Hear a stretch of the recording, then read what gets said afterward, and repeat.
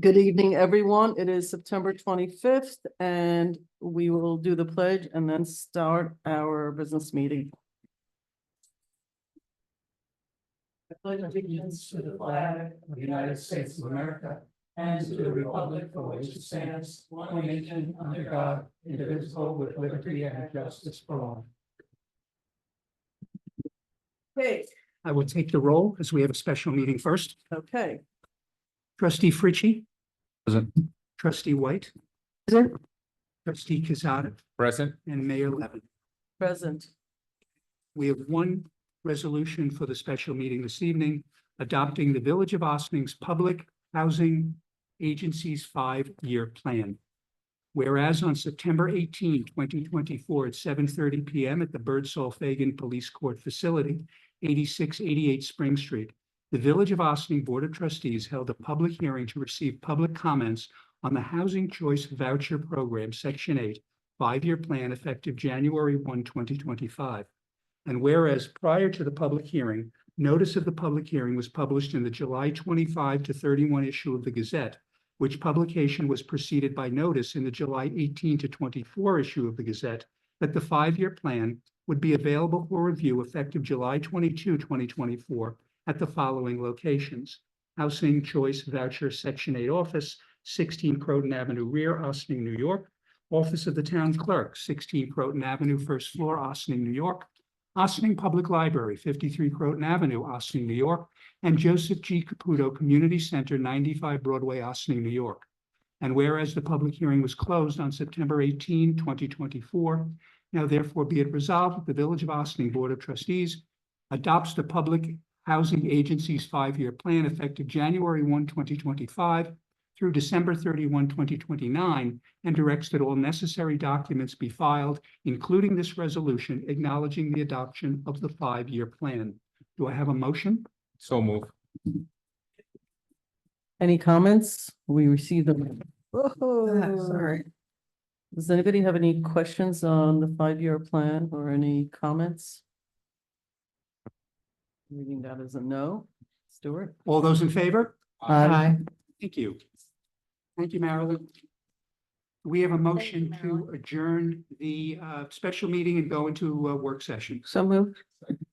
All in favor? Aye. Marilyn, I don't know if you heard, but I mean, I know you came to meeting to answer questions. There are no questions, so you're welcome to stay for the whole meeting. I don't know, we probably should have done this before we adjourned, but is there any final comments? It's just that we don't have any questions and we just approved a 5-year plan, so did you want to say something or? We didn't receive any comments, so it's nobody email or call or drop anything at the office about any questions about the 5-year plans. Thank you, Marilyn, for the work that you and your staff did. Much appreciated. Thanks. Have a good evening. You too, thanks. Take care. Okay, sorry, Stuart, go ahead.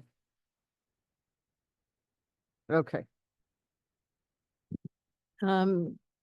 So our first agenda item tonight, we're talking about lead service line replacements. The villages work in conjunction with the county for this work, and we have our Superintendent of Water, Andy Teese.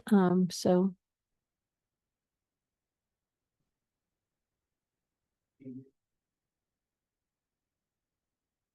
Can you hear me? Okay. Yeah. Thanks. Thanks for having me here tonight. What this is we have a CDBG project on Spring Street where sidewalks are going to be replaced. And where those sidewalks are replaced, there will be out of 28 services, existing lead services, there'll be 16 that'll be in the area of influence. On Spring Street proper, the whole entire Spring Street, there's 28 lead services. And it's on the village's side. So the way the code works is that the village owns the service between the water main and the valve itself, and we own the valve. And we're responsible for that. And with the new EPA guidelines and the way sampling protocols are going to change in January, based on how our results turn out, because it's going to be a lot stricter, the village will be required to change a certain amount of lead services per year anyways. Out of the entire system, out of 6,500 services, we have approximately 150. So we've been working at it for years and chiseling away at it. But this is, I asked ELQ Industries to give us a proposal for 28 services. And what I wanted was a not to exceed number of 150,000. So we're going to have 1 to 2 personnel there at all times when work is going to be done. We might get 28 services done for that amount. We might get 26 services done for that amount. Every service is different. There's what's known as the long service and the short service. Short service is the service has the water main on that side of the road. So there might be a day when you can get 2 services done. There might be a day where it takes 2 days to get a service done. But we'll get as much done as we can. We'll definitely get the 16 done. I think we can get close to the whole amount completed. We purchased all the materials by state bid ourselves. So that's basically, this is a labor excavation contract. So we were able to get that at great prices, the materials. That's kind of everything. Okay, no questions? Bob, I see your hand. No, oh, I thought that was a hand. Okay. Manny? Oh, thank you, Bob. Manny? Thank you, Andy. The 28 lines that you're gonna have to be replaced, is that pretty much just a stretch that we're looking at right now from Broad to Lafayette? No, the 16 there. 16 there. And Yeah. the rest of them are between Lafayette and all the way down Spring Street? All the way down Spring Street. Now, let me ask you this. With the experience that you have through the years working in the village, have you encountered a case where, how do you quantify which units have a lead pipe? How do you have that as a record?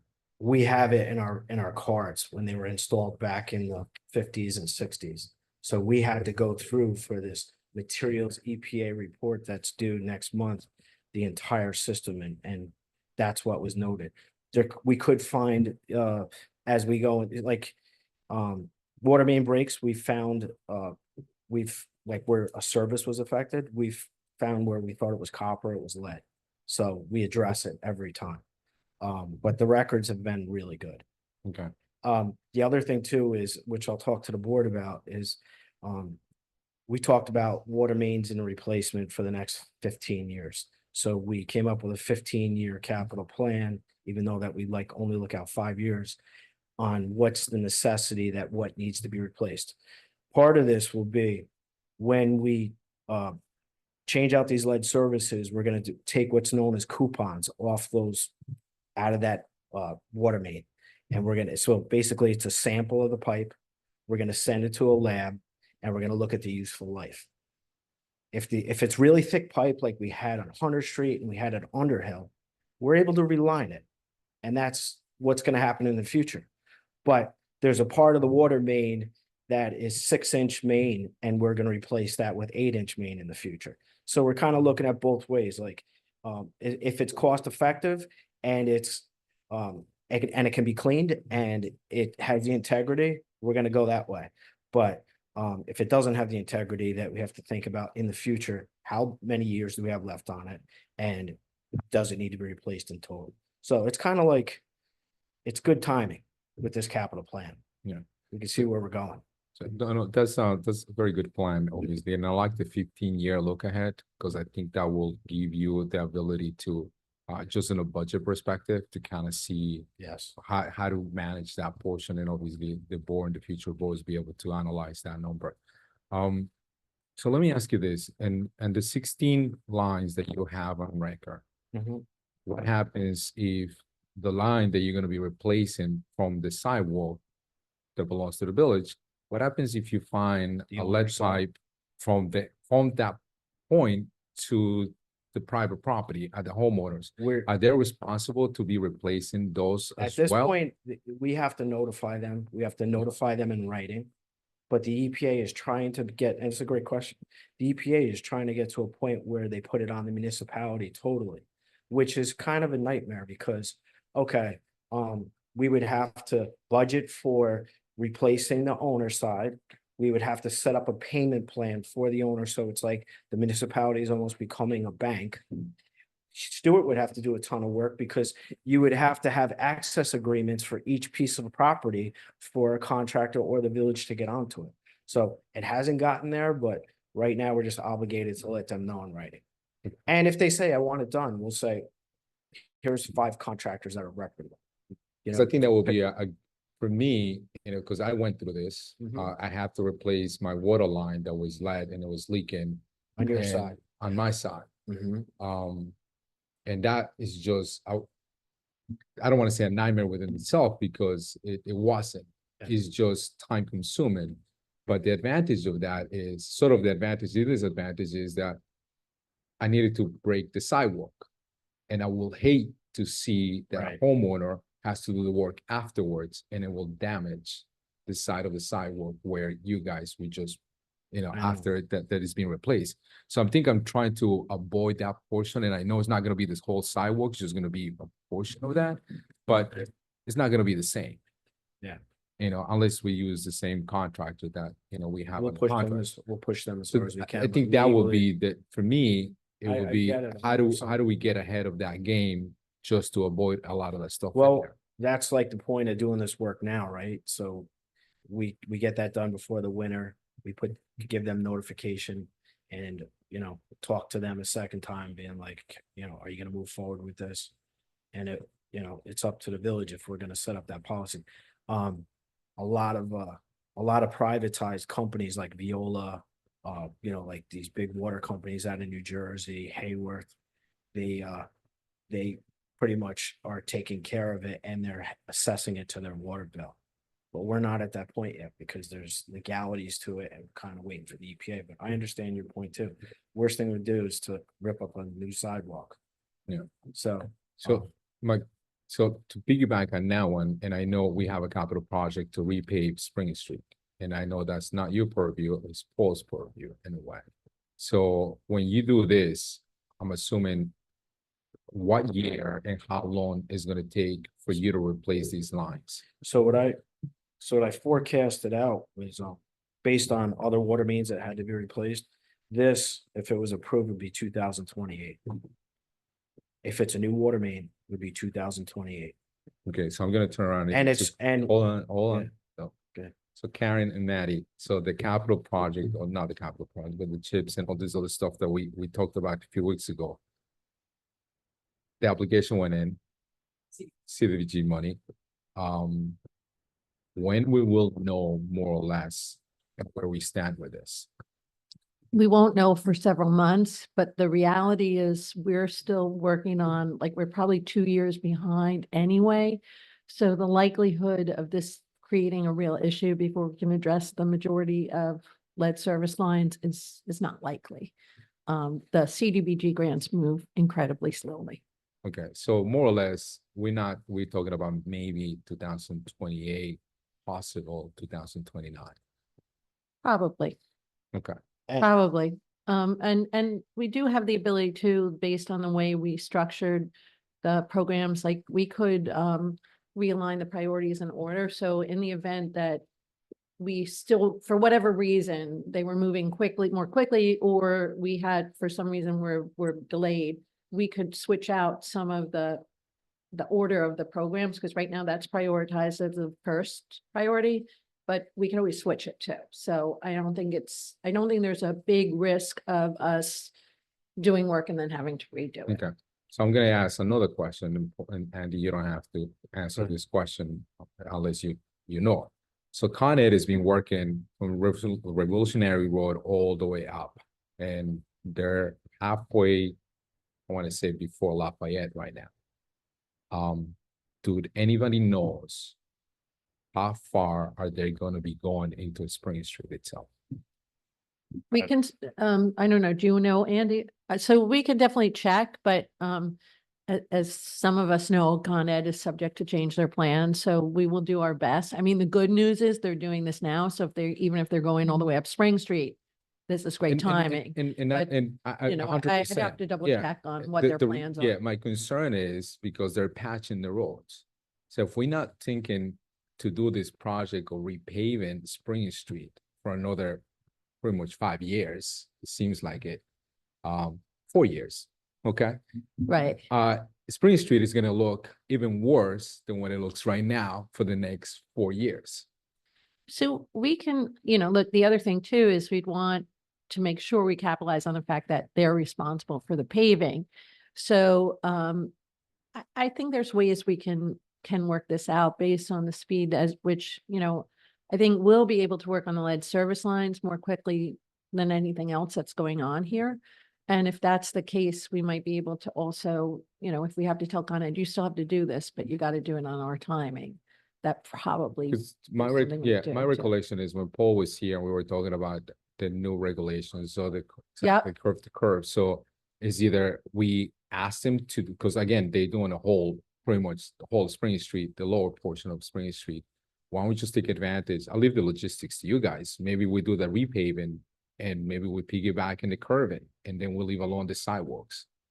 Yeah, I think that, you know, I know Paul's given this a lot of thought and we were talking about the lower end, but where we can have Con Ed do the paving, we're going to do the paving. And if we have to coordinate the timing of that paving, there may be some latitude to coordinate that with Con Ed as well. Okay, so could you guys find out for the next work session, or at least just to give us an update, or for next week? So in your part of your Absolutely. report, we'll give an update in regards to Yep. what does that look like? No problem. All right, thanks, Andy. I don't have any more questions right now. Yeah, just.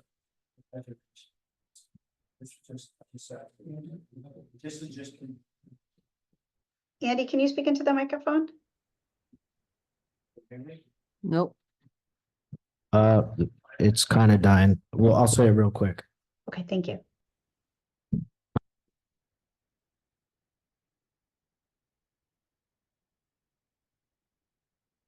Can you hear me now? I'll talk lower. So the plan that's in front of me right now, which I'll share with the board in the next month, 2025, I had scheduled to do Whitetail, Hawks Avenue, and that's that water main that we planned on putting in. 2026, and that's 1.1 million, just so you know numbers. 2026, it would be the DOT entrance in 9A, that's finishing the transmission main. 2027, I didn't put anything in because Spring Street's gonna be 5 million. So we just have to look at cash flow and then what the board agrees to with the village manager. We can make this happen, but Spring Street is a big cost, but it has to eventually be done. And that's why I really need the analysis of the coupons when we start taking samples of the water main out. Either way, the 6-inch needs to be replaced to 8-inch. Either way, the water main needs to be cleaned at some point. But I need to know if it's a new main versus an old main, because as you know, it's concrete road. So it's about $1 million difference if we're able to keep most of the old main. And I'm sorry. Refresh my memory. Mhm, When New York City had that program of a toilet replacement, mhm. and after, I don't think we took advantage of that. A lot of people didn't take advantage of that.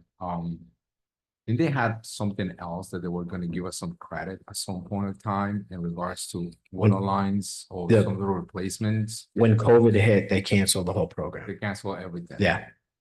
Because the revenue dramatically dropped. And there was a lot of issues. But we did in fact get we lost for that 9A job about 170,000, but we did get quite a bit of money in the leak detection, which we found a 400,000 gallon per day leak, which was, forever. And then obviously the toilets. And it was about close to 100 toilets that were taken out of a possible 200.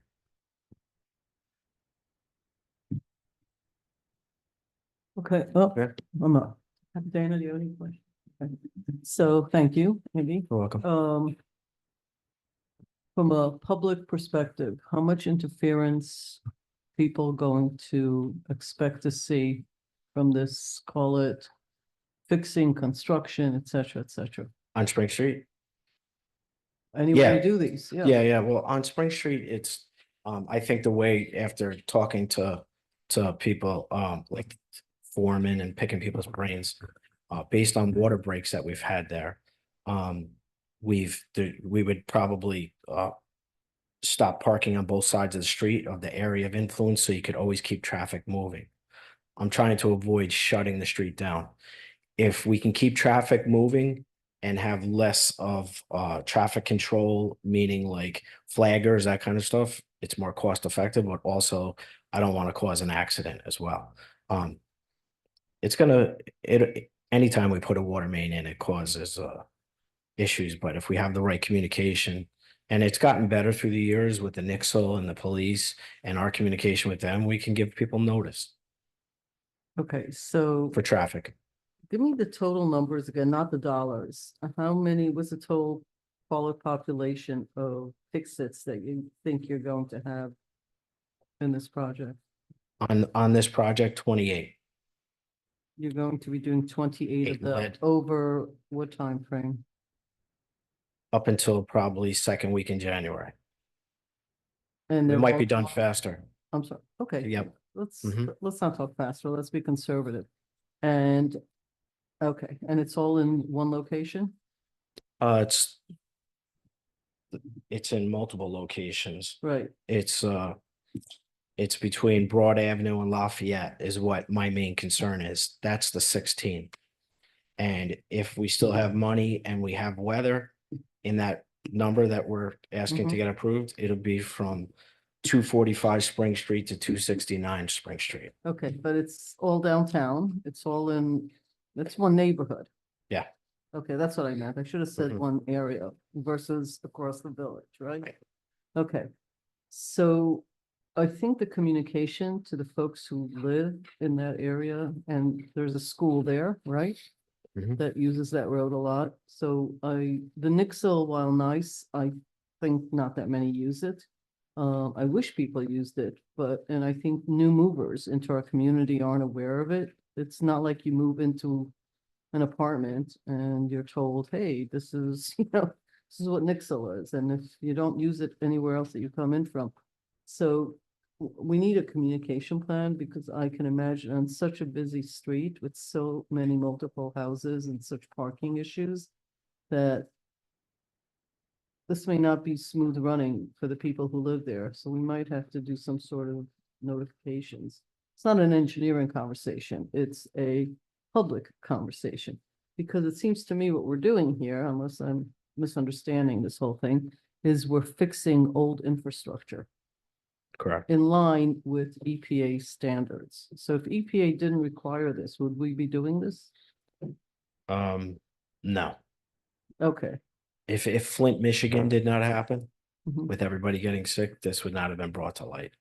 Okay, Now, maybe in 50 years, possibly. right, but there's the reason, so there's an EPA, an agency that requests it, it's not an unreasonable request, because there's an actual health issue for switching off of lead and into. Copper. Okay, and copper lasts, I think, a lot longer. if I'm not Lasts a long mistaken. time. It's safer to drink water through. Yeah, so, but it's expensive. Mhm. And is going up in price. It's a commodity, actually, so like gold and silver. So I think the communication, because I can imagine a nightmare if we don't communicate this well. So I don't know if there's a plan in place for that, or there will be. So I would even imagine that, like everything we use, Nixle, and that is just not enough, because this is gonna be disruptive, right? I'm pulling out Yeah. of my driveway and there's Yeah. like a 2, 3, who knows how many family house, and people are pulling in to go to, pulling out, It's and they're it's stuck in the road and this and that, right? it's disruptive. It's less disruptive than when we take a water main out of commission. Of course. We put in above ground water main and we hook hoses everywhere. Mhm. This is not that type of project. But in 2027 or 2028, it will be that if it's chosen to be done. Right. I'm sure the police will work with us and they'll put out notification, like they'll post it, that kind of thing. Mhm. Whether, we choose to let everybody know with some type of a sign, Right. a week or two ahead of time that they drive by. That makes I sense. just want to add too, we've been doing a lot of this work on a smaller scale throughout the village. And I get a lot of praise from people, whether it's paving or line replacement, on how well our staff, the people actually doing the work, communicate with the residents because they're physically there. They let them know. So that's also a very personal way to do it with the residents themselves. Okay, Well, we will give notification to the resident, obviously. But I think you were talking more like for people driving by and traffic control. it's You an know, area that's- that people cut through to go to Scarborough, if there's traffic on Route 9, there's school buses with kids. There's transient kind of things where people are going because they have to go for a certain period of time and then they don't use it. It's that kind of a street. It's a major village street, if you will. It's parallel to Route 9, so it has its other issues. There's a park, all sorts of stuff going on. It's just that if I wrote this in the mayor mess and said, oh, we're gonna work on, service, whatever, nobody's even gonna understand what I'm saying, right? Unless there's a little video clip that shows what it looks like, but it's not just the people that live there. So I'm just saying communication will avoid lots of, and I don't want to spend more money on people. I want to save that money for actually doing the work, but I think the bigger story is that this is a good thing that we're doing. So It absolutely, along regardless with, of the EPA, it sounds like it's actually the right thing to do in old, oh, and the board was proactive with approving the caustic soda and ortho system that that is good, that will be online in October. okay. So I we're think doing that away there's with the also lime. an It's a big deal. opportunity to position this and explain to people, this is the right thing to do. It's a good thing to do. It'll be a minor disruption, but a disruption nonetheless. So that's my request for the communication. That's not an engineering question or a water question. That's just, does the town also have a lot of this stuff or No. just us? Okay. Just the time period it was put in. Okay, great. If I might, because One of you has to shut, yeah, there you go. the issue may come up, or people may ask, this is not being bid because it's being piggybacked on a contract through the city of White Plains. And Saw that. Oh, right, we have, so, right. and the reason it's also before the board, because it's $150,000 under the procurement policy of the village, if we piggyback and it's worth more than $20,000, there's a board resolution. Should also point out that we did check with our excavating contractor, who we have on an annual bid, who indicated that he could not do this contract, which is No, why. we haven't, you haven't mentioned it publicly because it's the next thing, but the explanation of piggybacking with White Plains is a cost savings, right? So thanks for bringing that up. It's two different items, but we can mention that as well. It's nice when we work with other municipalities. There's frankly too little of that going on in Westchester. Okay, anything else? Next 5 years, I'm hearing this project. Am I right? In the next Okay. 5 years. Okay, well, it's a old community. It's from the 1800s. And I'll What are be you here gonna for do? close to 10, so it'll be a lot of work. Thank you, Andy. Thanks. We'll talk about the details and report back next week. Next topic, Thank the- Have a good Andy. night. The next two topics are discussions about local laws, each in its own way designed to make our laws stronger and more effective. The first one has to do with an amendment that would set minimum fines for certain violations. And the second one has to do with enabling more administrative function over parking, so that we can streamline that process a bit. So with that, I would like to turn it over to our corporation counsel. Thank you, Karen. A little background on the first local law. most municipalities, and Ossining is one, have a section in their code called general penalties, which is basically, instead of repeating the penalty in each chapter of the code, you have a section that basically says that pursuant to Article 1, in this case, Chapter 1, Section 16, this is what the penalties would be. Currently, we have a general penalty requiring, essentially, it's $250. There's no minimum, it's a max. Under the penal law in New York State, for individuals, the max is $250. For corporations, the max is actually $400. So what's proposed here is that for individuals, we would set a minimum of 100 for a first violation with them and no more than 250 if the judge wanted to do that. Second violation occurring within I think we've got 1 year of the violation goes up to 175 as a minimum, then 250, and the third violation or more would be just a flat 250 for an individual. For corporation, it starts a little higher because it's $400.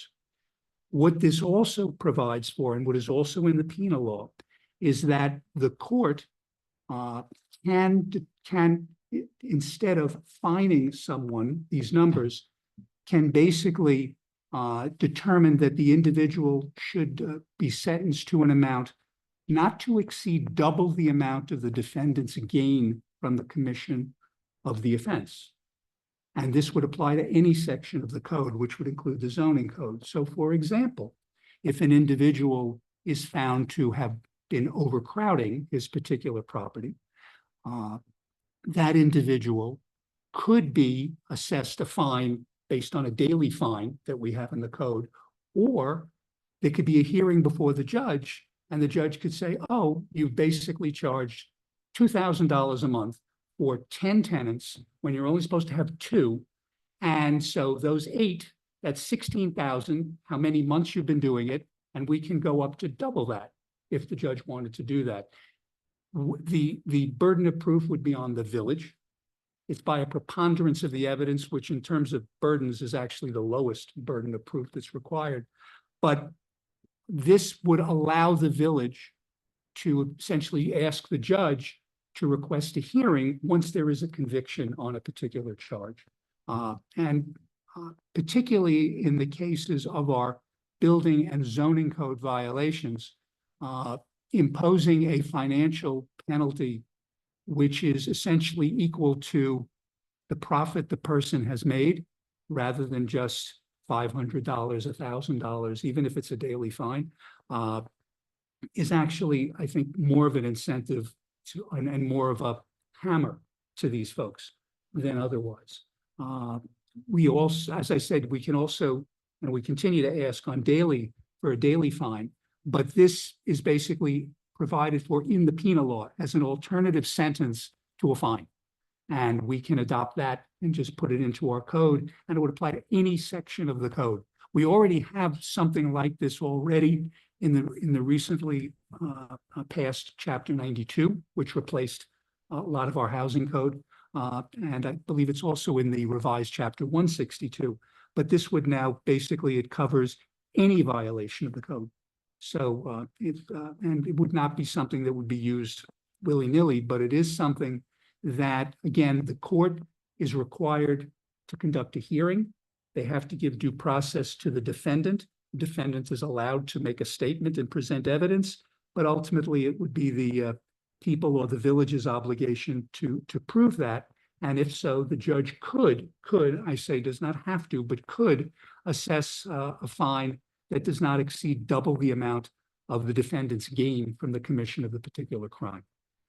What this local law also would do is expand the, if you want to call it, the universe of individuals who would be liable for violations. It's not just the person who does it, it's the person who basically allows it to be done, permits it to be done. And that could be building owners, contractors. We have that to some extent in our code, but this is explicit to extend the liability to these folks. So this, again, it both changes the general penalty by raising the amount particularly for corporations. And it also puts in this provision, which again is in the, which is in the penal law relating to property that is, or a benefit that is gained through the commission of the offense. I want to point out, this is not restitution, which is a separate section of the penal law, because we're not dealing with that. We are simply dealing with an individual who has violated the law and the ability to make it more palatable for the person to not violate the law. Let's put it that way. This gives both the village as well as the court another basis to deal with some of the particularly recalcitrant property owners. And this could also be applied to a case that we might bring in Supreme Court, as well as to a case that we bring in the Justice Court here. So that's the first proposed local law. Okay. Do we have comments, questions, suggestions? You're good with it? No means you're good with it, or no means? No, I have. Mayor, can you please turn your microphone on? Yeah. Thank you. Okay, so Bob Fritchie doesn't have any questions. Manning? Yep. Thank you, Stuart. How many other municipalities in Westchester have something similar to this? With regard to the alternative sentence or the Just in general itself. I looked, I found it, well, let me put it this way, I found at least 55, 60 municipalities throughout the state that have the general penalties. Mhm. Many of them have higher penalty amounts, but my read of the statute is you can't. Because general penalty means it's not to a specific code section, it's the general penalty that you apply. And the penal law says $250 for individuals if it's a violation, which these would be, or $400 for corporations. The section on the alternative sentence, to be honest, one other jurisdiction does that, and that's the Village of Garden City, What is that? Nassau County. Nassau County. And interestingly enough, they have a much higher, there are municipalities in Nassau County where the general penalty starts at $3,000. It's much, much higher. I don't think that's consistent with what the penal law says. But Garden City was one of the municipalities I found which did in fact provide for this alternative sentence. But looking at it and then looking at the penal law, it's in there, and it is not limited to violations of state law. It's violations, it's any violation. So there's no reason that this village could not similarly, put that in there. I will have to go back, because I have done not similar stuff, but I have seen something similar, I guess, in Tarrytown, where I have seen violations on overcrowding, either overcrowding or I guess it is overcrowding in a way where they had illegal apartments and a big multiple unit itself. So I'll have to read a little bit of what Tarrytown has in their codes itself. Sure. Just to have I have a lot of questions. I just need to compare some of the stuff, what Peekskill may be doing, what Westchester's probably doing, what Tarrytown or Sleepy Hollow's probably doing. Just to get a little, because, as much as I get other municipalities upstate, probably Long Island is doing it, I want to see what our neighbors are doing, because that's what for me at least, I've been comparing, maybe no apples to apples, but something similar to that effect, because, the law is the law, but the implementation and the understanding of other municipalities, and especially upstate, is different. If that makes any sense. Well, just to make a Yeah. correction, the municipality on Long Island that has the alternative sentence is actually the Village of Great Neck. And their Yeah, first makes sense. conviction is $5,000 under their general. They do have very strict laws on that. Because Right, you have brought but- that up but before. I can tell you that Tarrytown, I believe Tarrytown, Portchester, they're basically $250. They don't have the alternative at all. And one of the reasons that we wanted to put in a floor is that sometimes it has happened, you go in and you ask for 250, and the judge might come back and say 50 or 25 or nothing. Yeah. If it's a floor, they have to at least apply the floor. That But I agree with you. but on the 100%. alternative, the Yeah. only place I found that Yeah. is the Village of Great Neck. It's Okay. the only place in the state. But that's where the reference specifically is to section 80.05 of the penal law, which actually has that in there. And again, the other thing that we do, and we ask for it and we try to get it, is to get the daily fine imposed. There was a matter 2 years ago in Mount Vernon where someone was assessed, I think, just under $60,000. Because basically what the judge did is they took the daily fine and they multiplied it by the days they were in violation, and that was it. That can be done anywhere, and it can be done here as well. I should also point out that as I pointed out before, the double, in essence, if you want to call it double the profit, so to speak, is already in our code in other chapters. The new chapter 92 and the new chapter 162. This would just basically carry it across. But I think I may have, I'm pretty sure I looked at Tarrytown and all those others. I just don't have them here because they were basically flat, but I can certainly pull them off because I think I have them on my computer. Yeah, So that'll be not a great. problem. That'll be helpful. Sure. So, and this is helpful for me because that's something that you and I have talked about in the past as well. But this law does not only, you mentioned that does not only apply for zoning. So could you give me an example of this law being applied in other sections of the code besides zoning violations? Well, sure. Currently, there are about 20 different sections of the code now that refer to the general penalty. Such sections as violating the rules with regard to air pollution, violating the rules with regard to alcoholic beverages. Now, alcoholic beverages is a particular interest because, for example, if you have a bar that is operating illegally or is serving, which it should not be serving, which is part of the alcoholic beverage rule, and has been doing it for a period of time, while it's difficult necessarily to determine what the profit is, it is something that could apply. We also have it under if someone violates the rules with regard to animals being maintained in the village.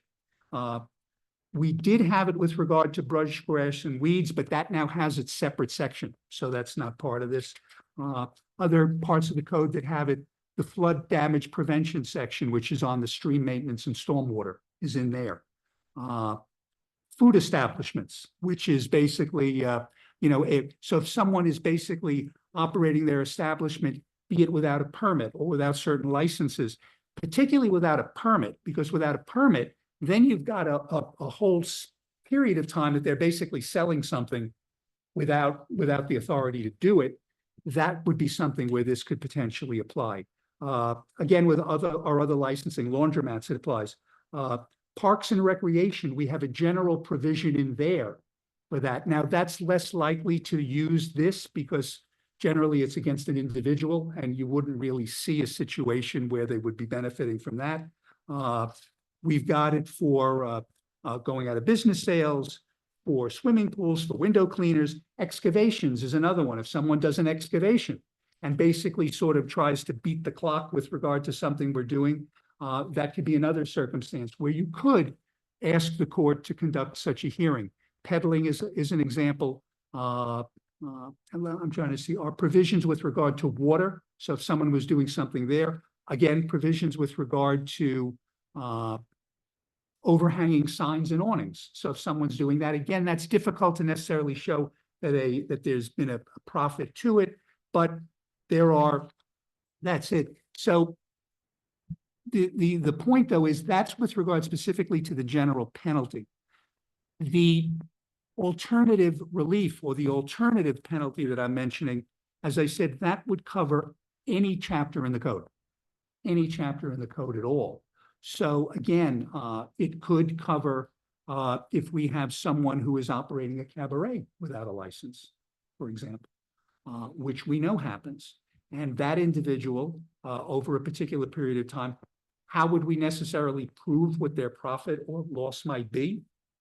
may not be the easiest thing to do, but maybe something that we could try to do. And there would be other chapters of the village code, stormwater management, freshwater wetlands, all of those would be, the tree ordinance is another example of it. But again, trees, again, how do you necessarily show that you benefited? It's really, the best example comes with zoning and building, because that's where you're really seeing the departures occur. And as I said, it's already, that section's already there with regard to twice the profit based upon a hearing with the court. This just sort of broadens it, again, in line with what is already part of New York's penal law. And thank you, sir, Sure. because that was more or less what I was gonna ask you, because it seems like this law, whoever is gonna be enforcing this, it seems like it's only mainly two groups. Some of them may be the police department, but I want to say 80, maybe 70% of the rest of it is going to be the building department. And it's going to be you and your department as well.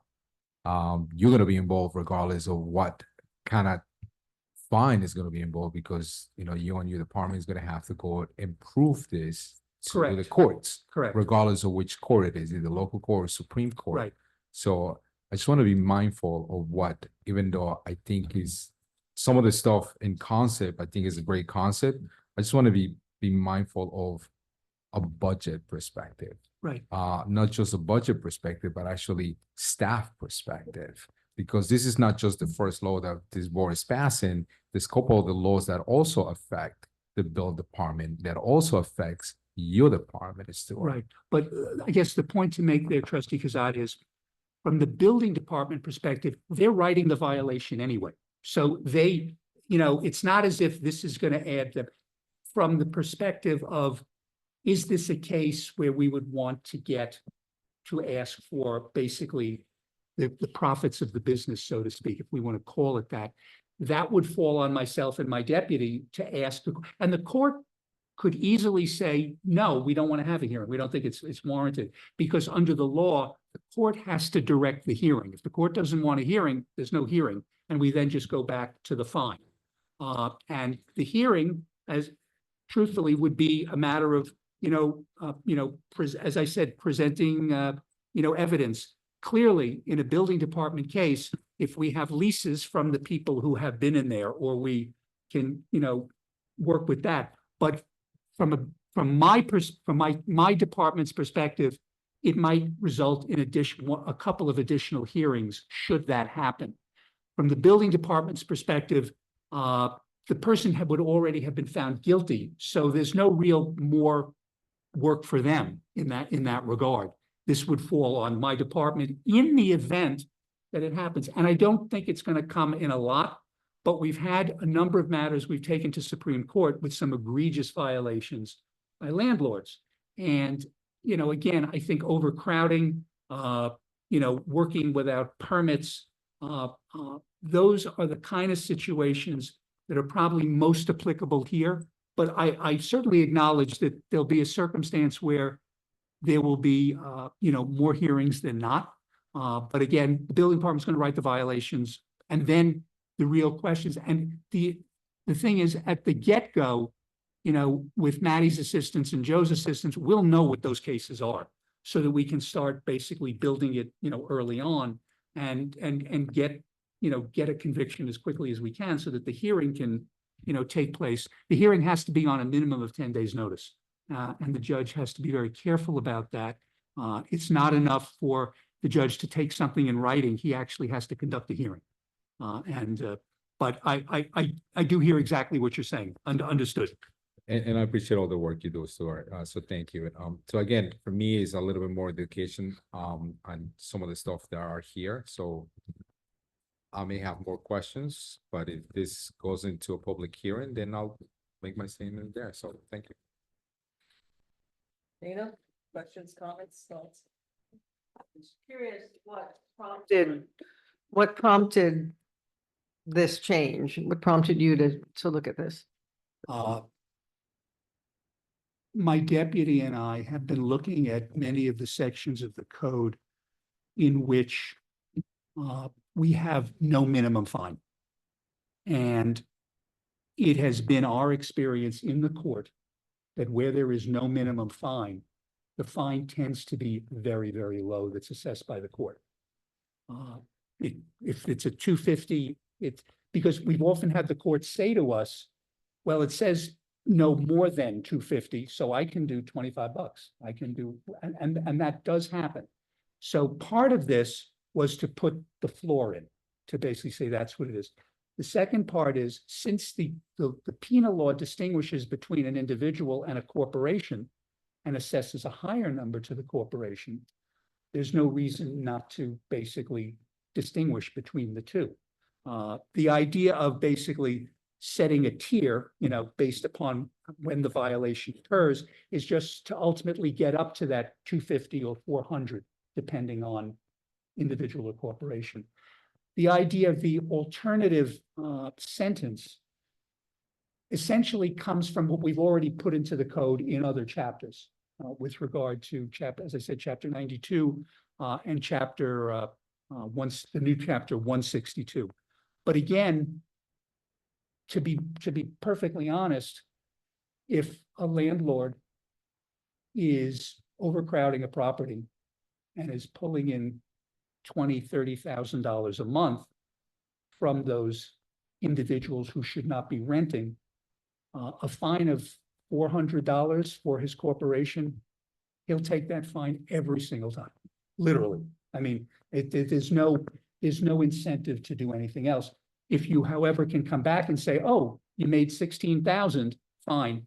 And how long did you do that? 2 months, that's 32, and we'll double that, and it's 64. That has an impact. Well, I was going to say that it seems like that aspect of this law, proposed law, acts as an incentive for people to at least know that if this happens, they could be in for a very large fine, but I think the village is in for a lot of work to prove that.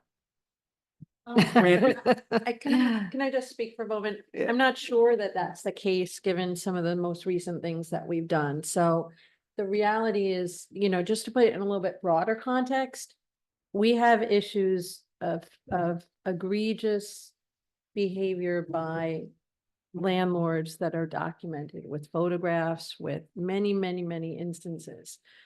It is being a slumlord is an incredibly profitable business. So without some greater leverage than the fines we have currently, it's almost, we're, and to the point about staff time, we're still there, we're still inspecting, we're still issuing violations, but having at least some recourse that would tamp down the ability to be so successful at being a slumlord is probably one of our greatest necessities.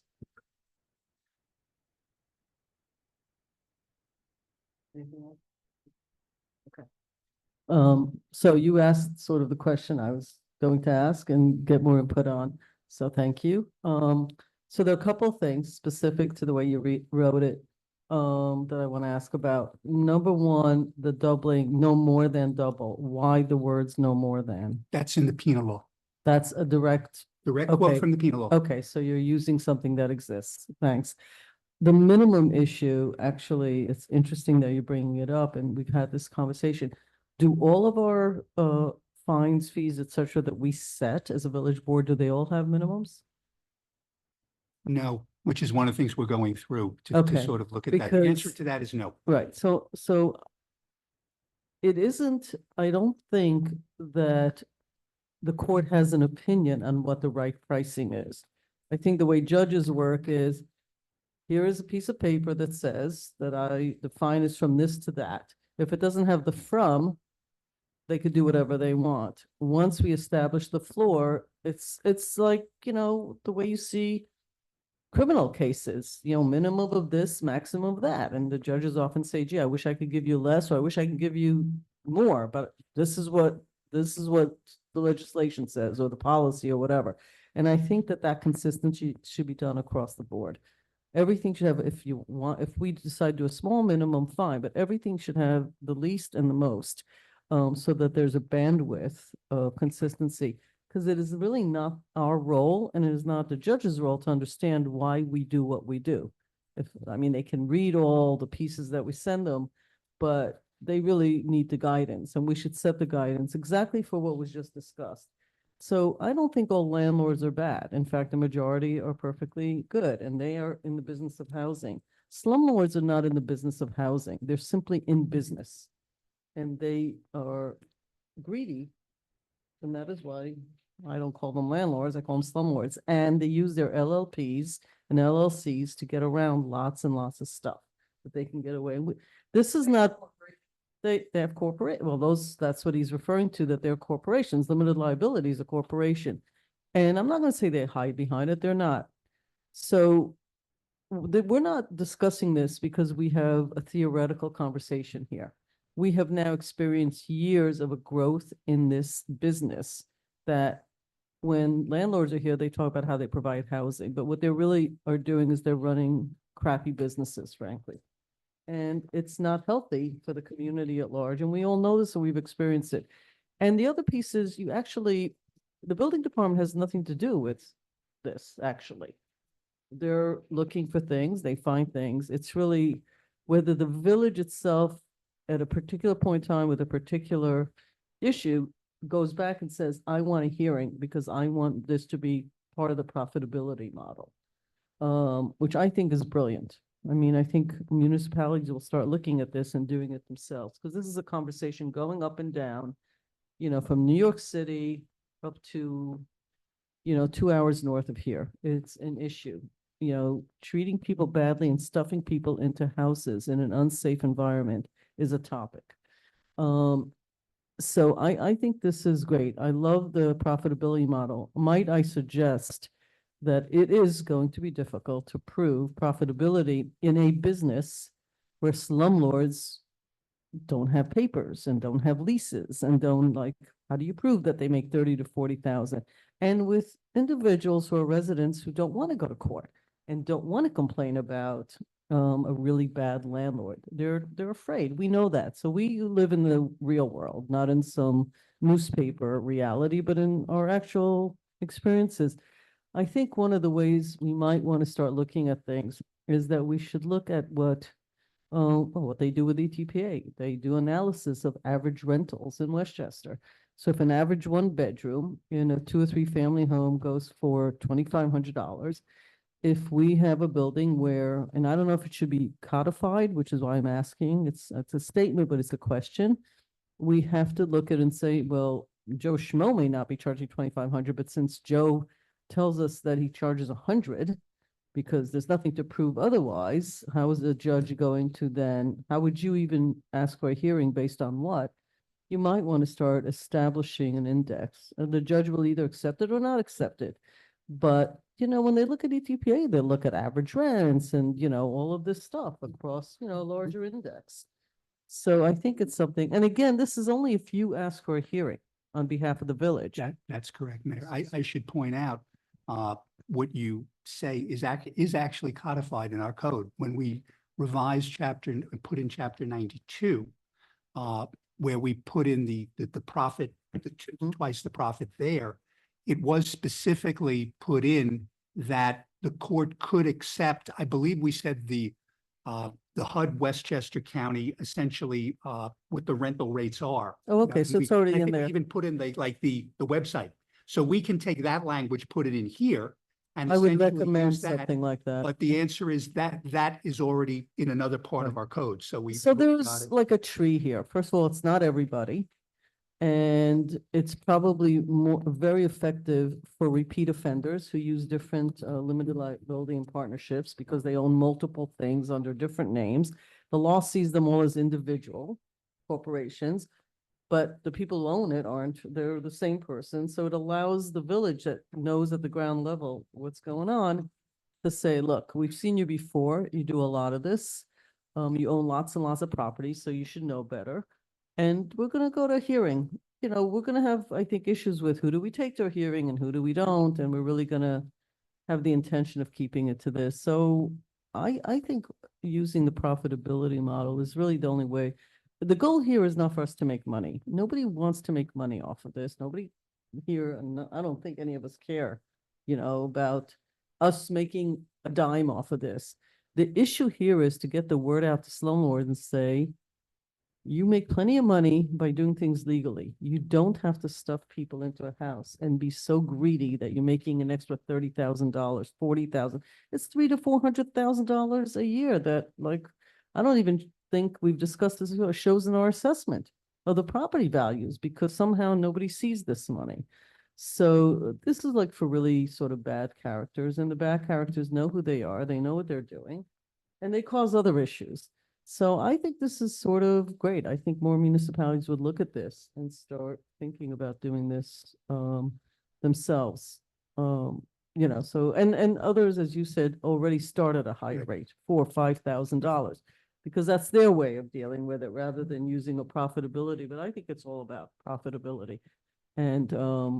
And I think making $20,000 in a month versus 30 is pretty damn good. You don't have to be so greedy that you're shoving humans into attics and basements and garages.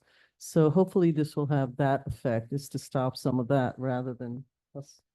I don't want the money to be the issue. I mean, I charge them $1 million if I could, because the whole point is to stop this behavior. So if there's anything else you find, you can bring it forward, but I think most of the board is in favor of the recommendation. With the With sense- Manny wanting to learn a little bit more I about. can get those to the Yeah. trustee. Is the sense of the board to call for I could have a resolution on Monday to call for a public hearing on the 16th, or would you prefer to come back to a work session, which we could do as well? And, it's really the board's call as to how you want to do that. Whatever you want is fine with me, obviously. Yeah, story in my end, like I made the statement before. I mean, if I'm gonna be making a comment, I can make that in the legislative portion, so. I'm Okay, so not- Yeah. we can go ahead. I mean, truthfully, in one way or another, this has been a journey of 10 years now. Mhm. And it's just gotten worse since COVID. And it's now, as the manager said, we've got to find ways to stop some of the behavior and turn it around a bit. And to prevent others from coming into this Yeah. village And- and doing that. We've been discussing different ways, and it feels like we're now coming. to a And I solution. agree with you, and Yeah. I'm not saying I disagree with the Oh, no, I concept know you itself. don't. Yeah. But I think, something that you said, I think something that Stuart have said in conversations that we have talked about here, sometimes it's not about this, it's about compliance. So we want to make sure this compliance is Yeah. here. And you said we don't care about the fines, 100%. I want to make sure the public understands that. It's not about the money. It's about the compliances, because it does create additional issues. School problems, overcrowding with kids. Sanitation. Sanitations. I mean, when we looked at it, talked about people that affects things is like water consumption, garbage, the recycling. You just have to drive around. You Yeah. can see that. It has nothing, again, to me, it has nothing to do with, it's not like we're gonna stop those services. It's just an increases in our end. Sometimes, Yep. garbage increases, that means that we may have to hire somebody else to help out sanitation. That we'll have to hire additional people to do that. And that does affect our budget.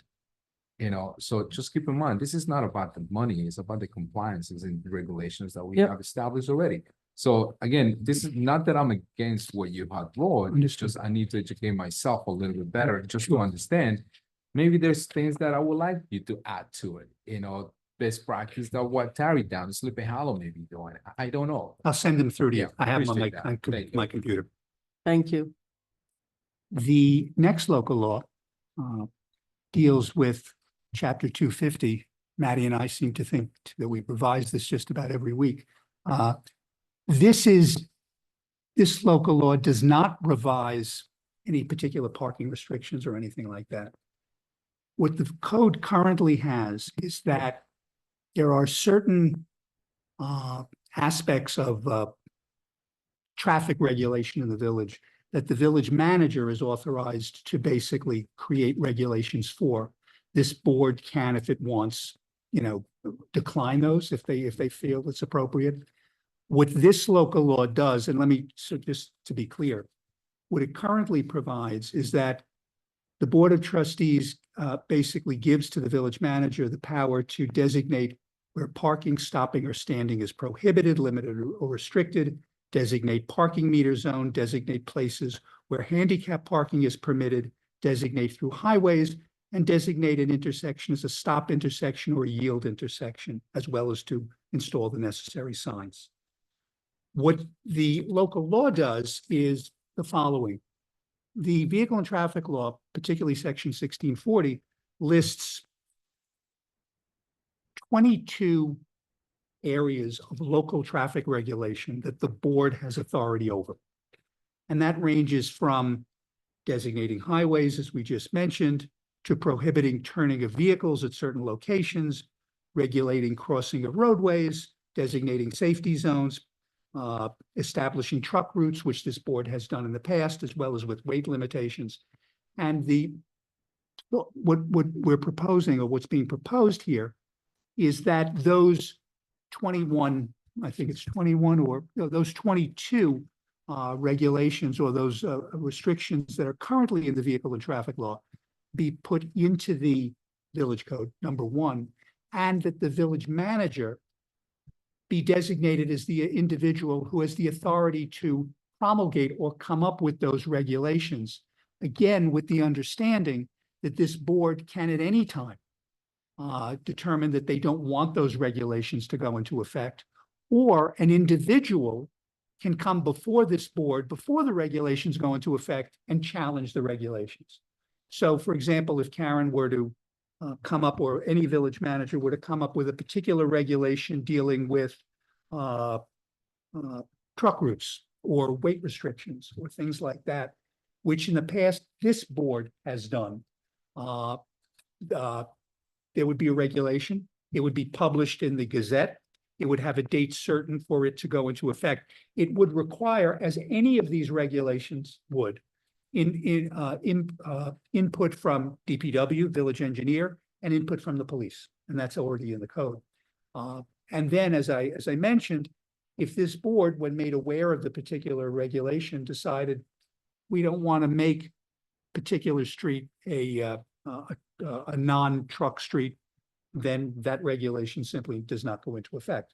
And in fact, in the case of the board can actually change that regulation at any time. Doesn't require that it be done before the regulation goes into effect, as would be the case for a resident of the village, for example. So that's really, what this is.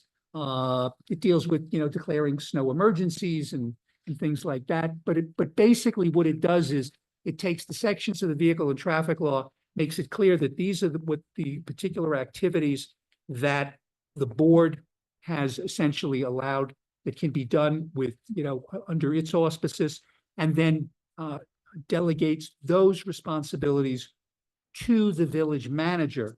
And in essence, what it does is it broadens the delegation of responsibilities that currently exist under the code. The reason to do this is we have a lot that's going on in terms of parking issues. And rather than having to come before the board each time to have what would essentially be a revision to the local law, because you're revising the regulation, this would allow the manager to revise the regulation, again, with the understanding that this board could at any time basically say, we just don't want to do that. And we do it now with regard to, parking on a particular street. We do it with regard to location of where should be handicap parking. This would just, as I said, broaden it, consistent with what is in the vehicle and traffic law now. So that's the proposed revision to section 250-3. Could I jump and just share one? Go right ahead, additional Maddie. detail? Good evening. So this is sort of, Stuart said a lot of things that are sort of outside of the reason why I think this would be super valuable. The main reason I think this would be super valuable is this. For example, we got some feedback that there are certain things that we want to change. We want a certain parking lot to have an area that's only available, for this type of permit or this type of whatever. Every single time we want to make just a tweak, we need to come in, we need to talk about it at a work session. We need to call for a public hearing. We need to hold a public hearing. We need to adopt a change to the local law. For something that's literally minutia and might be something that everybody can universally say, we should have done it that way. This would be something that, would basically take the pain out of that process and make it so it's a 2-week process instead of a 6-week process. So that's sort of the value from where I sit. I can't imagine that, anything proposed would be wild enough that we wouldn't be discussing it publicly anyway. But I think that this would just really truncate the process so that if there was something that was administrative in nature that needed to be changed, we wouldn't have to drag everybody through the whole rigmarole. So that's sort of the value that I see. But you're saying there would still be a work session. I just want to be. I clear. don't think that's a bad idea. I think that's a good idea. But Right. so that way everybody can make sure we're on the same page, but then it wouldn't require, okay, now we're gonna draft a law, now we're gonna do the public hearing, now we're gonna It's the ability to still have board input Correct. without having to go to the next steps. I just want to clarify that. So it wouldn't be management making any decisions in a vacuum. that was my understanding anyway, so. Right on. I have a question. I'm sorry. Because I know Manny's gonna ask me more. Manny's gonna ask me more, better questions. Me, I just have a quick one, Please. if you don't mind. No. Just a little one. I noticed that ice cream trucks are singled out here.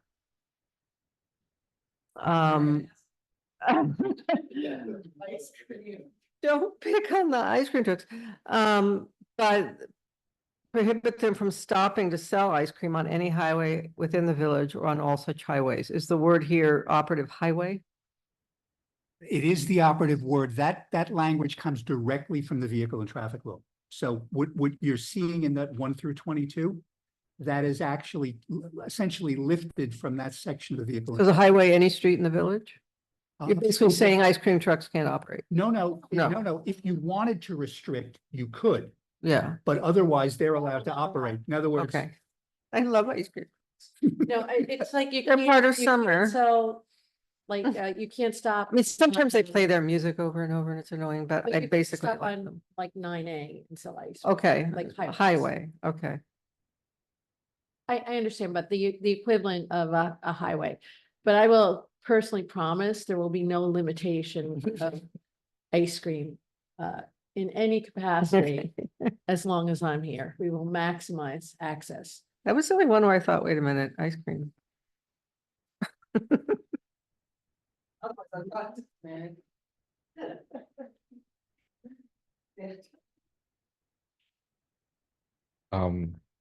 So Maddie, give me a specific example that you felt in the past.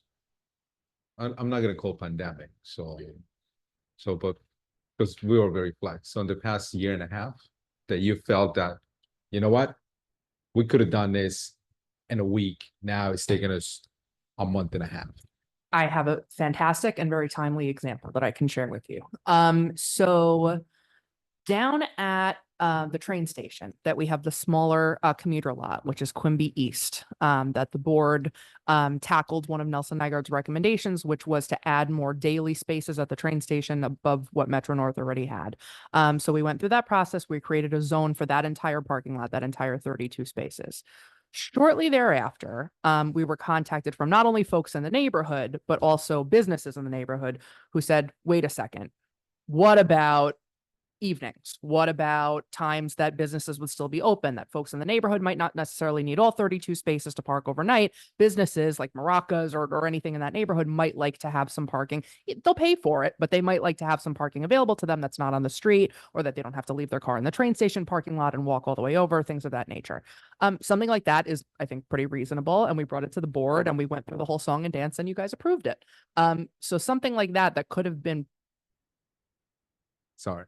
And I agree with you 100%. But I think the difficult for me on that example is this, because we, by code, like when we do designations on the overnight parking, that is part of our law, correct?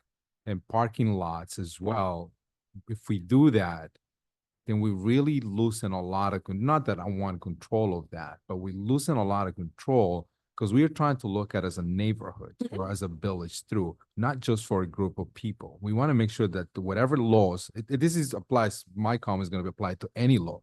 We try to apply that to be as equal as possible for everybody, to be fair.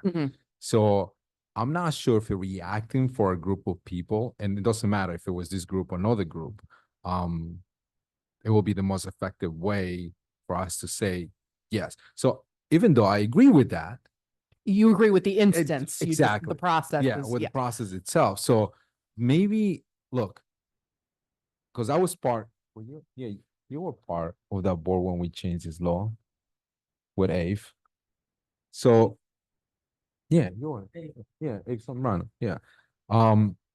You know, the concept was there, and maybe through since then to now, I was expecting to be more proactive, either from the board or the community or management itself. And I haven't seen that. In what, I And might be missing so, a link so here. I don't know I'll what give you're you an talking about. example. Okay. And I'm gonna pick because I like to pick on this because maybe one day will change. Broad, State, Spring, and Academy. Okay. That's a cluster that we have a lot of traffic.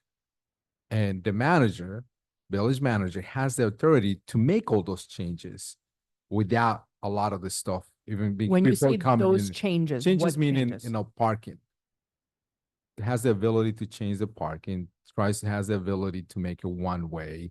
And in some instance, not obviously without this portion of here. My concern was we have a cluster on Broad Avenue that used to be a diagonal. Because I had this conversation with Paul from Okay. many instances. I had conversations with the previous chief, with previous sergeants. I had a conversation with Karen in regards to how do we make this better? So by us agreeing with a lot of the stuff in here, is that process going to make it better for our neighborhood without you guys coming into the front of the board? I need to take two giant steps back. Yeah. All right. The first giant step Yeah. back, is I'll say, as sort of a caveat to what Stuart explained and what Karen sort of echoed, I don't see any universe, and perhaps this is something that could be added to the legislation, where a resolution of the board for certain things couldn't be required, right? Like, I don't But think who determines, who Oh. who makes a determination of that? but so Yeah. let me give Yeah. an example. Folks in a neighborhood are having a particular issue that they think can be readily solved by X, Y, and Z. They contact Karen, they contact Paul. We bring it to the board in a work session and we say, we'd like to make this change. And we talk to the police and we talk to Paul and we think that this makes sense. We haven't heard from anybody else in the neighborhood, about whether they think this is a good idea, bad idea. We can give it a beat. We can put something in, perhaps the social media or something like that to put it out there. But if the board is comfortable with going forward with this, we can do a resolution in 2 weeks instead of saying, okay, we're going to call for the public hearing. Then we have to send it to general code. Because every time we make a change to a local law, there's an expense attached to that, right? General code has to do processing to update it online. So that's just my point, is that it is streamlining the process. I understand your point in that you don't want to hamper community engagement as a result of having shortened the process. Is that what I'm hearing? I think there's a way we can do both. And I'll be honest, I don't know how many more parking changes we have in us at the moment. So I don't see anything as being glaringly imminent. But the thing that we did talk about was the 8 to 10, right? Something like that we all have sort of agreed is something that we want to do away with. Not a burning priority, but something that we want to do eventually, rather than having to open it all up again for just that very minor thing. This would be a way to circumvent. And I agree with that. So Stuart, for your end, so let's say that parking lot, let's speak on Queen Are we Bee. back at the Yeah, original? back into that one. Let's say we have this process. Let's say that implementation, you guys did all that stuff. On the perspective of putting time in and how to the restrictions on those municipal parking lots, do we still have to, if we pass this law, does that the timing and the restrictions on the parking lot, does that have to go into the code as well? Let's say 6 months from now, the village manager decides, you know what, this is not working. We're going to change it back. So now those implementations that we pass is going to be non-valid. Stuart, So can do I- you have to do all those changes, or you remove everything out of the code? I think we had talked about putting it in a schedule, right? So similar to, when we have a change to a schedule, that's something that can be done by resolution or can be done by the manager. This would be similar to that. So you don't have to actually go back into the code, remove something, change it, whatever. It would be a change to the schedule. Let me make one Okay, yeah, caveat to that. If something is passed by local law, it can only be removed by local law. So if in fact we were to do something along the parking you're talking about, it would have to be, in essence, a two-stage process. One would be that what's in the local law comes out in terms of being, and then is essentially becomes a regulation under our sort of regulation sections in the code. And then it just gets adopted that way. And then we keep doing it that way. But it basically, if we passed it as this board did this time, the only way to change that, the board could obviously change it to amend the local law, but to take it out, basically not have that anymore, that requires a local law. We can't just do that by the reg because we're basically changing. So, So for the but first answer is time, it could be yeah, done. for the first time, let's say in a parking lot where I'm gonna go back to that one. Let's say we pass this, Karen decides because of the engagement of group of people in the neighborhood, you want to change that. You want to add overnight parking. You want to do whatever you guys want to do, or the neighborhood wants to do. So for the first time, it has to come in front of the board, make the public hearing, and then we pass a law changing that portion. You would change that and you would create a regulation, regulation, new section, exactly, which a would new relate section of to that. that. And then once that's done, And then there's a then one-time deal. the pretty manager much. can do, that's Exactly. correct. Okay. So in that sense, it would be a two-step process, but you could do it all. Can I ask a really stupid question? Because now I just No. want to make sure no, okay. No, I didn't even know you couldn't add. Go ahead. My understanding was that part of this was, and perhaps I misunderstood, was to move all of the stuff that's currently a local law as in one fell swoop, as part of what you're Right. describing tonight, move that out of the local law into a schedule. We can. Because I know we discussed that No, also. that can absolutely be done. Okay. So. And what the assistant village manager suggests, trustee Gazat, is actually probably the easier way to do it. Is that essentially what this board does, it would still require a local law, but it would do is essentially, we're adopting a new section of this. This is the regulation for parking at municipal lot, whatever. And then that becomes the regulation, and then the village manager can then deal with the particular regulation. So but it would still require an action by this board because you're effectively taking it from here and moving it there. That requires a legislative act. One legislative act, that's correct.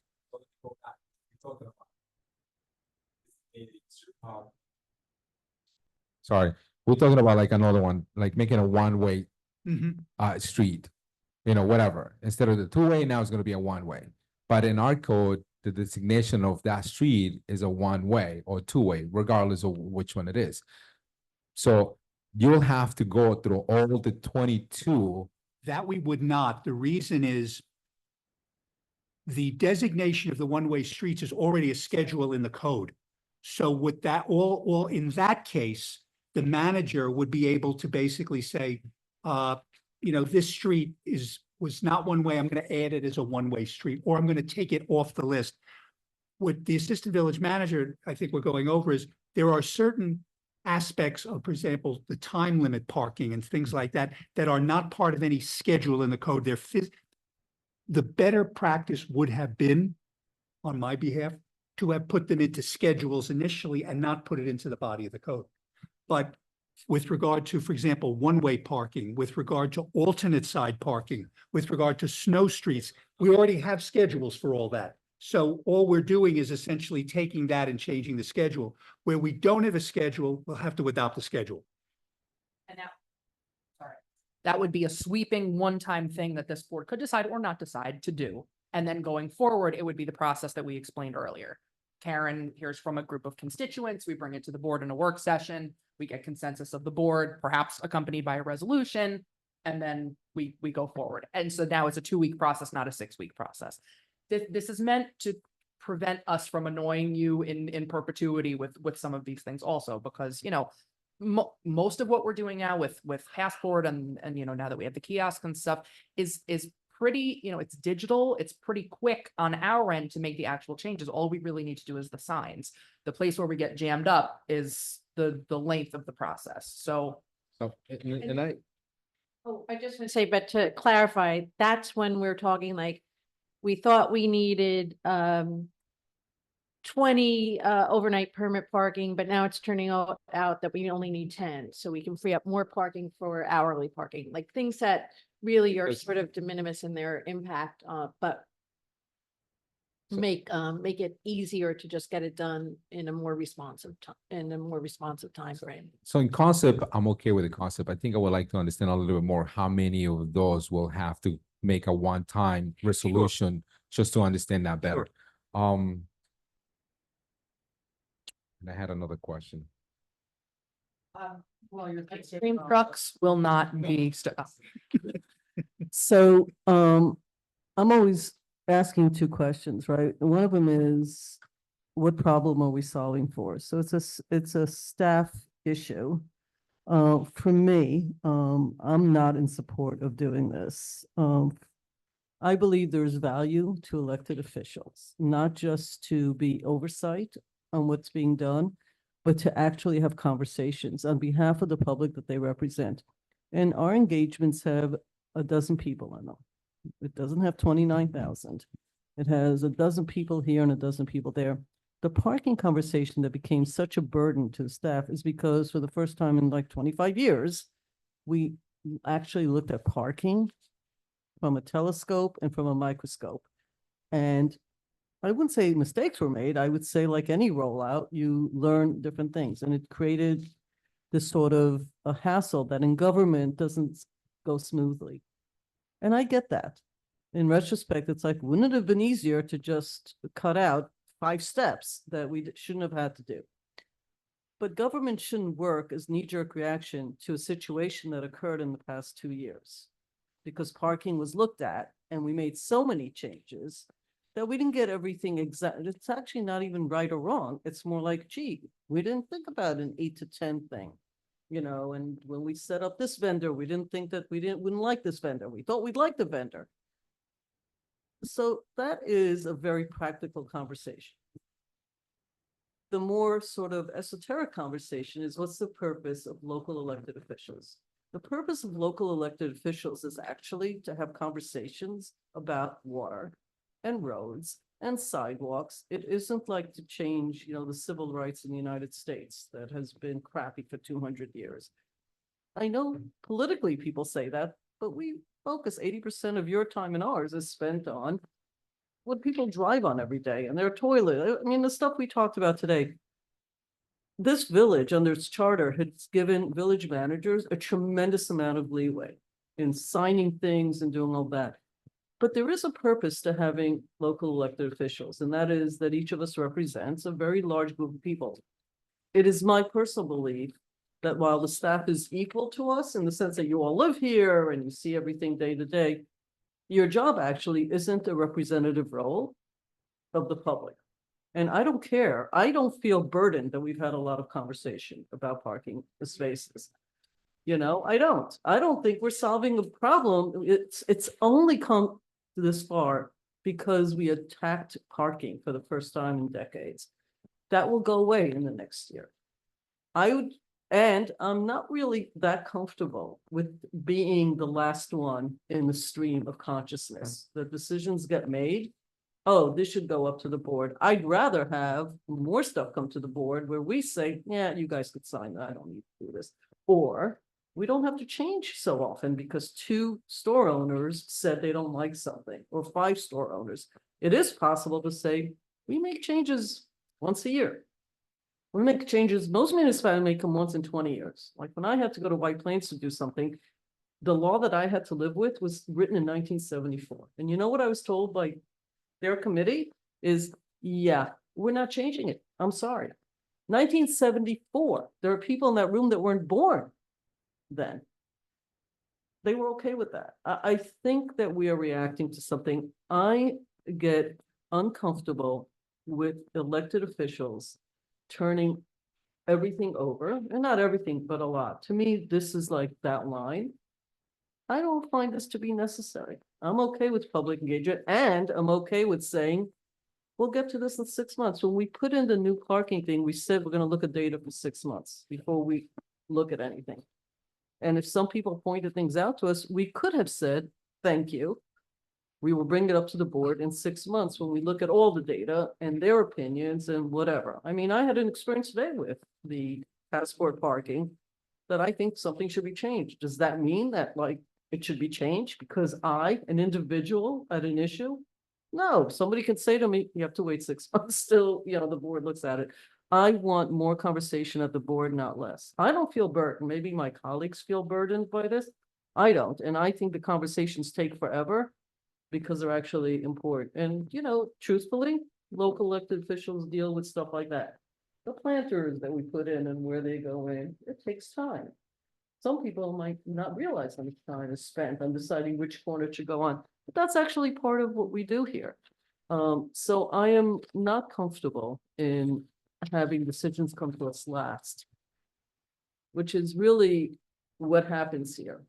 Because Karen will not always be the village manager and Stuart will not always be the lawyer and you will. We're not doing this for the three of you. We're doing this as a policy. You're getting upset that you will not forever be the lawyer? Oh, no. I I'm mean, trying to imagine my RMDs when I have to start pulling them out. So- what we do here. And the only reason you guys have been so overburdened is because you guys finally took the bull by the horn, a topic called parking, that other administrations prior to this simply didn't. It kept getting, the can kept getting, not any bad intentions, it was overwhelming and it was taken on. I don't find this to be necessary, frankly. I'd be happy to look, I don't feel overburdened by having conversations of which should be a commuter parking lot and which should be open to other people. It doesn't bother me. And I know the board can always say, okay, let's drop this matter and turn it over to the village manager. So it's an extra public hearing. And I'm much more comfortable when somebody yells and screams at me of how stupid something is to say, we had a public hearing about it. Because we know, like, it matters to you. So, and I don't mean to speak to you, it's actually because the camera's over on top of your head, so I'm actually facing the camera. I go this way, I'm not. So don't think it's just that the camera's over your head.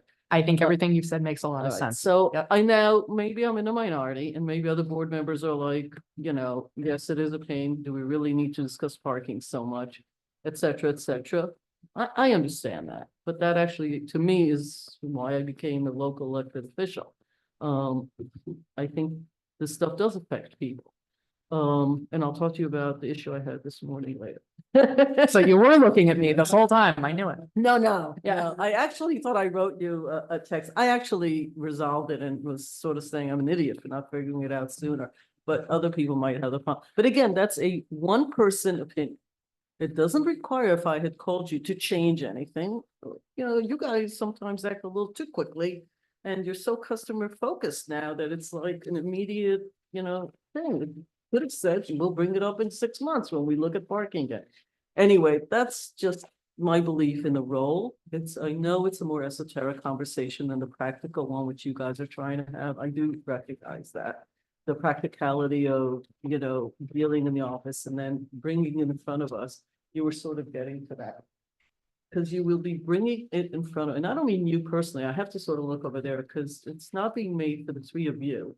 Anyone sitting in your seats, you are taking the roles of elected officials and saying, you come to us when you think it's important enough, not when the board thinks it's important enough. And I don't want this to be a personal affront to anybody here, so I'm trying not to look at anybody specifically except the camera above you. But I'm not comfortable with that, and it's a matter of principle, actually. There are other ways to do things. There might be a more clever way that we haven't thought about to make things, more pliable, more flexible, that doesn't require. We've certainly come up with it. I'm sure previous mayors used to have to sign the payrolls at some point, or hundreds of them with their hand, that I don't do. It's all done automatically. Yay. So I'm not opposed to that, but I am opposed to a shifting that I feel happens when we look at what local officials are actually supposed to be doing. So that's my more than 2 cents worth that I just wanted to share in a work session. And I think it can be discussed further. I don't think we need to change anything immediately unless everybody else wants to. Because as I have to say, I only get one vote. But I actually feel strongly about being an elected official and the responsibility that it carries here. So here's a question. Then we were talking about making part of Linden one way. If we did this, would you be able to just do that? Technically now, right? I mean, You can just do it now? Technically now we could do it, and there's a reason that one could say, I could do it and we'll just do it. The reason I won't do it is not because I can't do it. It's because to me, it affects people. It will affect people in Linden. And this would be an example of something that we will be bringing back to the board because we did talk about it. The reason that we want to do is not that I have a preference. It was raised as a way to address pedestrian vehicular safety on that street. It's, as you all know, it's a bit of a challenging intersection. Any change like that, I would rely on the expertise of people who, our Department of Public Works, our village engineer, our police department to weigh in on that. We've also had consultants, traffic management consultants weigh in. So it's not something I would do because somebody asked me to. And I think it's worth but this would be, just for an example, that this would be a case that we brought it to the board. We'll bring it to the board again. But we'll have a collective discussion and agreement on what to do next that's going to be directed by the board. However, in this case, and I think this was the only nuanced piece, is that there's not, there won't necessarily be a local law in a public hearing because this particular action doesn't require that. And I think that what Maddie was trying to point out, we have things that are far less consequential that require a local law. So that was where it was sort of right sizing those decisions. If anything, I would say you might want to do, look at the magnitude of the issues based on the administrative function as opposed to whether or not, but the reality is, and I would say that if there was a manager after me who decided they're just going to do whatever they want, they might find that they're not manager for very long. I mean, that's, the other thing is that you have to understand the people you're working with, the community you're working in, and the need to bring people along with you and have those conversations and not, as while I agree with the mayor that the board has to be representative of the people, they are the ones that are elected, that they shouldn't feel overburdened by having these conversations and decisions. Agree with that 100%. Similarly, I agree that the manager is not in a role to dictate to the public things that are important that require public engagement. So whether or not the manager has the right to do it, to me, isn't even the issue. It's the consequences of implementing your right in a way that would be counterintuitive to actually solving the issue that you want to address by improving traffic. So I'm not sure, I think we're talking about nuances and not what's actually happening, because for the most part, the process dictates that things be brought to the board, whether or not they require a local law or a resolution. May I make one correction, and I apologize? Okay.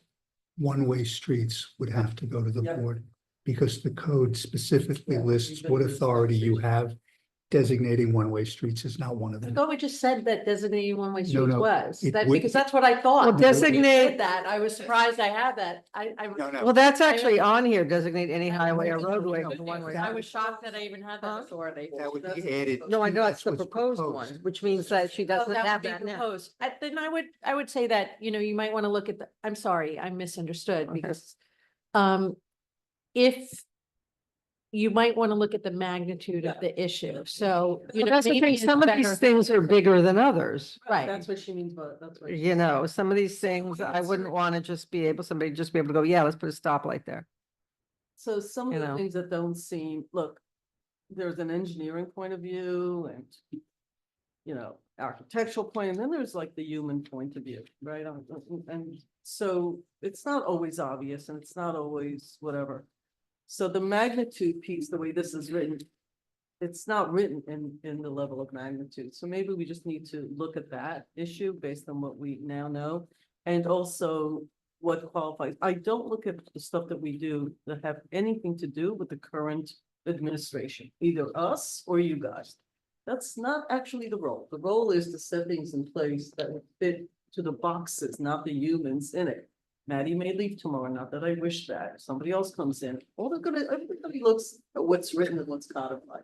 So magnitude really does matter, because it isn't just here, it's all over the place that people sort of, when all is said and done, I had this conversation about the ladder the other day. All is said and done, people just look like what's in writing. That's what it said. We've had problems just because it's an and versus an or, and spent hours having that conversation, which it should be. So I would like to look at the magnitude, which I think is a good idea, and to get out of this conversation of, look, I understand the frustration of what you guys have gone through with the parking thing. It's a big topic, parking, right? And you guys like took it on, and now things aren't moving as quickly, and it seems like too bureaucratic. But that's not gonna be like that in a year, because this project will end and then something else will start coming up. And we'll go through that. So if we could figure out magnitude and importance, that would, municipal parking lots, to me, if you want, are very high in magnitude. One-way streets versus two-ways, very high. Ice cream trucks, Yes, I see you're obsessed about this. well, no, I mean, I don't need to go through a bunch of machinations to say to ice cream trucks, you can't stop on Route 9 and sell kids ice cream. You know, I might just like, duh, you know what I mean? But if it was something bigger about ice cream trucks where we don't want them Well, at all, that I would want. Competition of those two businesses that sell like products. This is the issue. Sorry, so if we could revisit this a little bit, because all you want is, there's gotta be a quicker way to react to issues. What I want is an understanding that there's a purpose for elected officials to look at issues that may not seem like a big deal to an engineer who sits and goes, what's the problem? I could tell you exactly how many cars go through that intersection. This is the solution. Yeah, that's your engineering solution. It's not a human solution to a problem, et cetera, et cetera. I can go on about our Christmas tree for hours and hours, which most people would say that's not an issue. I can tell you it's an issue. So that's the human part of what we're discussing. And I'm guaranteeing you, the minute you put those planters down, I don't care how many times Paul looked at it, you will have 50 people telling you that it was put in the wrong place and it's the wrong color and we need to put it somewhere else. That's part of a community. That's actually, for me, the joy of the job. So if we could do the magnitude piece and maybe prioritize, and it'll probably be a cutoff like says, these bottom 5, really, do you guys really need from number 6 up? You know, we are gonna bring it, maybe that will, I think, be a better resolution to everybody's needs here. That might work better. Let me know how that goes. It's not an emergency, but you know, that'll be great. You also, while we're having this conversation, which was not discussed, I've been meaning to bring it up. I could have done it under new business. I do think you guys, specifically you guys, and Aaron Zimmerman, should start looking at how we deal with things quickly in this topic during construction that we're about to go through for 5 years.